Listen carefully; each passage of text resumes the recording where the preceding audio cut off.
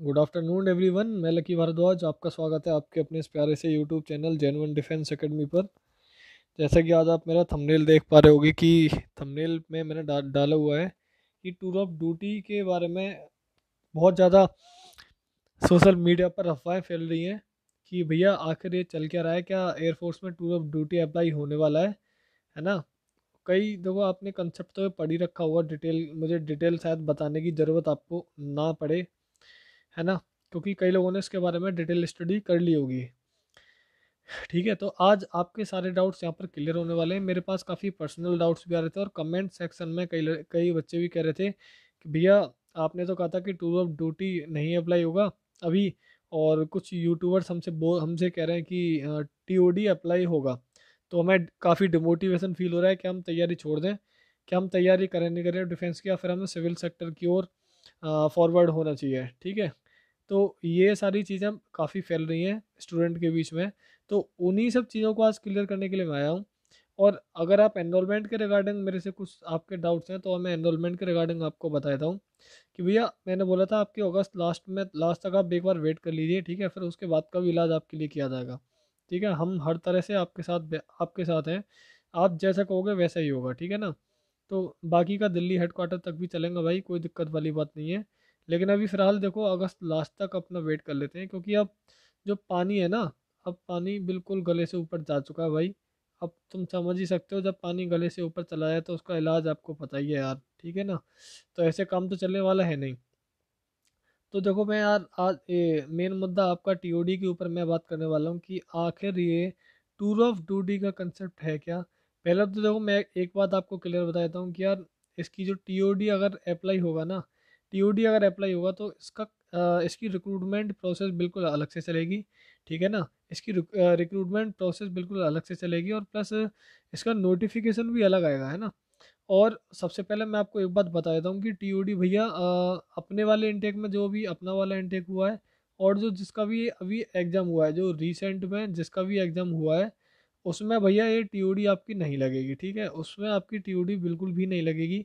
और टीओडी की देखो मैं आपको एक बात बताऊँ, टीओडी अप्लाई होगी ना तो सबसे पहले आर्मी में उसका प्रैक्टिकली किया जाएगा कि क्या ये पॉसिबल है इंडिया के अंदर।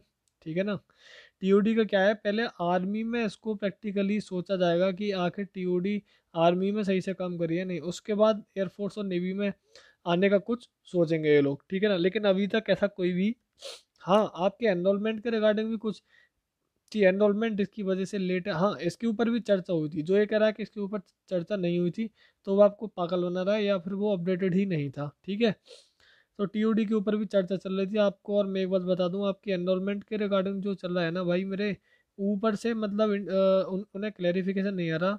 सब काम आपका एनरोलमेंट का रेडी रखा हुआ है, लेकिन जैसे ही ऊपर से भाई क्या नाम है क्लियर हो जाएगा ना, वैसे ही आपकी एनरोलमेंट यार पब्लिश कर दी जाएगी। तो ठीक है, अभी यार देखो पेशेंस ही रखना पड़ेगा यार हमारे पास में, और है भी क्या, और कुछ कर भी तो नहीं सकते हैं ना, सबसे बड़ी दिक्कत ये है। ठीक है, देखो टीओडी के ऊपर एक बार मैं बात कर लेता हूँ यार। टीओडी ठीक है यार, तुम ये चाह रहे हो कि पेंशन नहीं हो, ठीक है 3 साल। और मैं आपको एक बात बता दूं ना कि आप 3 साल के लिए इसको अप्लाई करने जा रहे हो कि यार 3 साल तक हमारी मतलब एक नया बंदा है 18 से 19 20 साल का बंदा, फिर वो आर्मी वगैरह में डिफेंस में सर्व करे, फिर देन उसको रिटायरमेंट दे दें और बिना पेंशन के फिर उसको किसी सिविल सेक्टर में जाके उसको रिजर्वेशन मिल जाए कि हाँ ये टीओडी वाला बंदा है और इसको रिजर्वेशन मिलना चाहिए, तो देन वो वहाँ जाके अपनी जॉब प्राप्त कर सकता है। तो भाई एक बात बताऊँ, 3 साल में आप उस बंदे से ये एक्सपेक्ट कर रहे हो 3 साल बाद कि वो सिविल में जाके जॉब ले ले कहीं पे और। पहली बात तो यार आपने उसकी गोल्डन एज तो आपने ख़राब कर दी।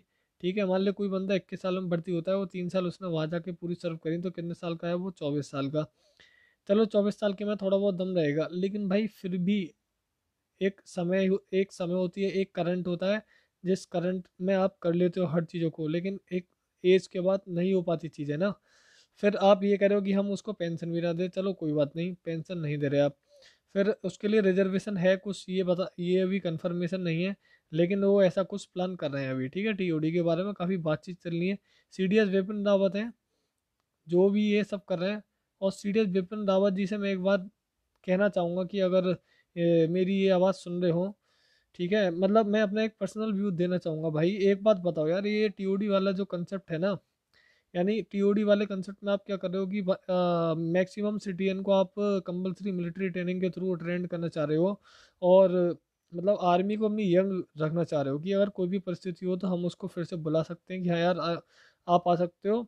जैसे टेरिटोरियल आर्मी सर्व कर रही है, ठीक है, काफ़ी चीज़ें हैं यार। और मैं आपको ये बात बताता हूँ यार, अपने इंडिया में ना, अपने इंडिया में एनसीसी काम कर रही है, नेशनल कैडेट कोर। उसका क्या काम है आप मुझे बताओ? ये भी तो एक वॉलंटरी फोर्सेज है। एनसीसी जो है ये भी तो एक वॉलंटरी फोर्सेज है भाई इंडिया में।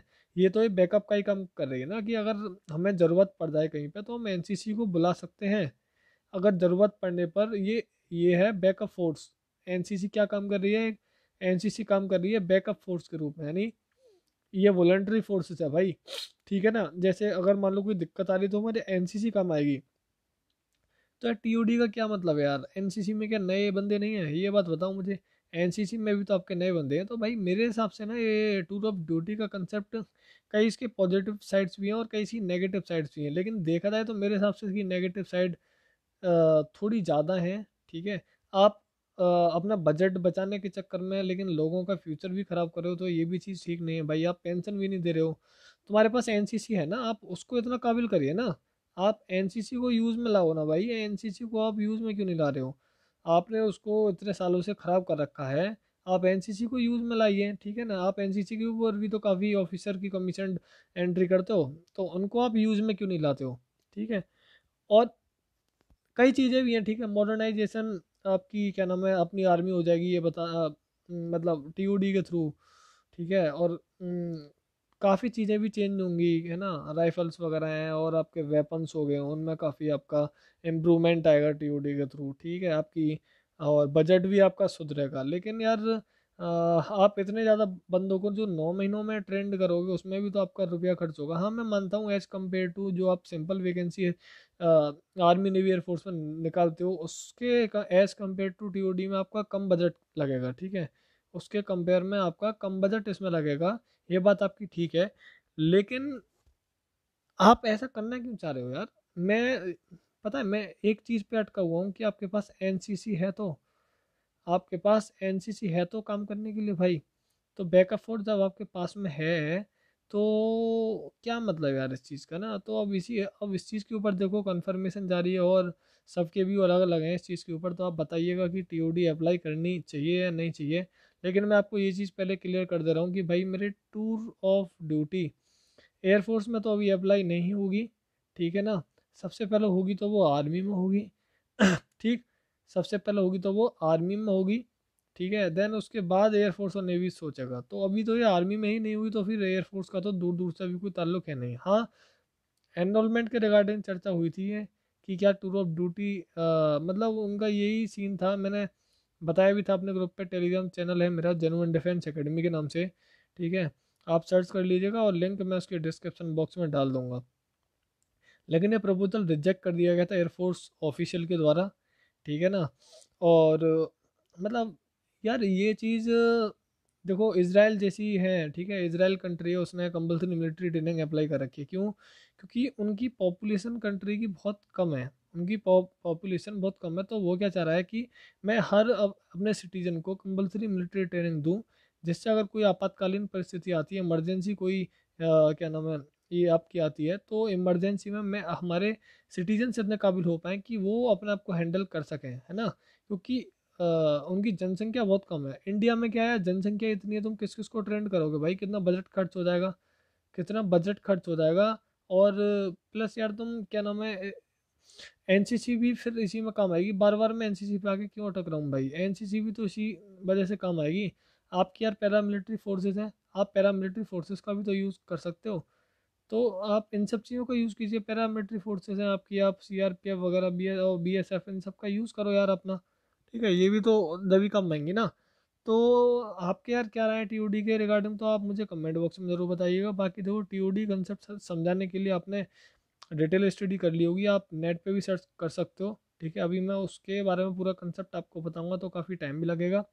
ठीक है, देखो कुछ इसके फ़ायदे भी हैं और कुछ उसके नुकसान भी हैं, है ना। कुछ इसके फ़ायदे भी हैं, लेकिन अगर आप इसको अलग तरह से अप्लाई करना, थोड़ा इसमें इम्प्लीमेंटेशन की भी ज़रूरत है मेरे हिसाब से टीओडी में ना।